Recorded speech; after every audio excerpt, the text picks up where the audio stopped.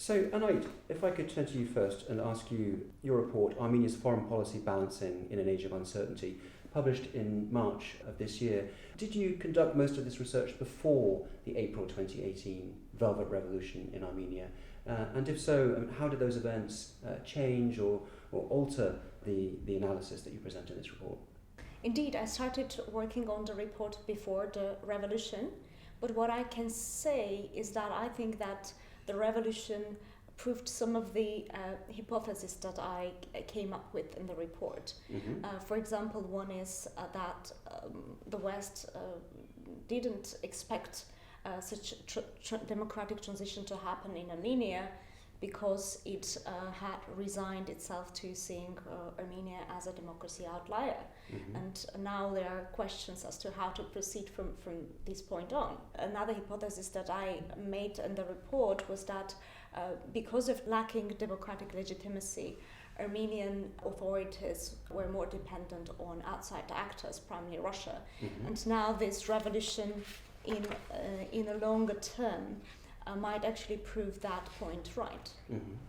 So if I could ask, with Nikol Pashinyan enjoying considerably more democratic legitimacy than his predecessor, what is the impact of that on Armenia's foreign policy and on its messaging in terms of its relations with outside powers? The key point here is that this government relies solely and exclusively on the domestic constituency for its legitimacy, so it doesn't have to seek outside patrons, let's say, to legitimize itself. And that the way that affects messaging, I think that it makes this government more straightforward.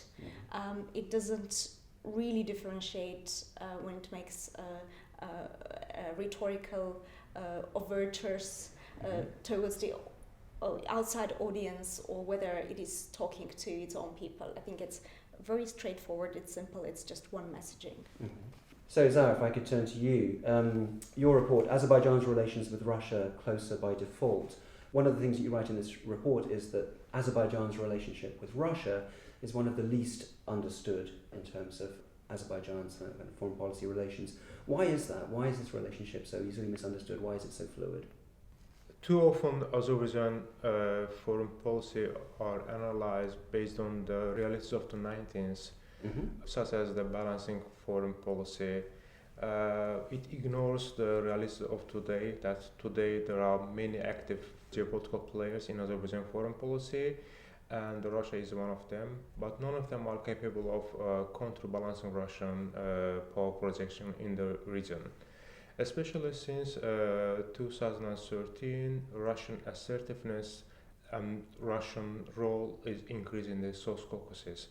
So Azerbaijan adopted a strategy of pacification, which led a close alignment with Russia in order to get the support from Russia on some of the issues, including the Nagorno-Karabakh conflict resolution. So this was misunderstood by outsiders as a Azerbaijani making a pro-Russian foreign policy move, that this will end of the Azerbaijani joining the Russian-led economic or military blocs. So also there are misunderstanding and misreading situation by Azerbaijani political observers, including the members of the Azerbaijan policy establishment. So they exaggerate the Russian role and capacity on the resolution of the Nagorno-Karabakh conflict. There are belief among Azerbaijan political elites that Russia would like to see Azerbaijan a member of the European Economic Union, and in exchange Azerbaijan can request a much more supportive role to resolve the Nagorno-Karabakh conflict. Too often Azerbaijan policymakers think that this is the price we should pay, that Azerbaijan will join the European Economic Union, and in the long run Azerbaijan is not going to lose anything.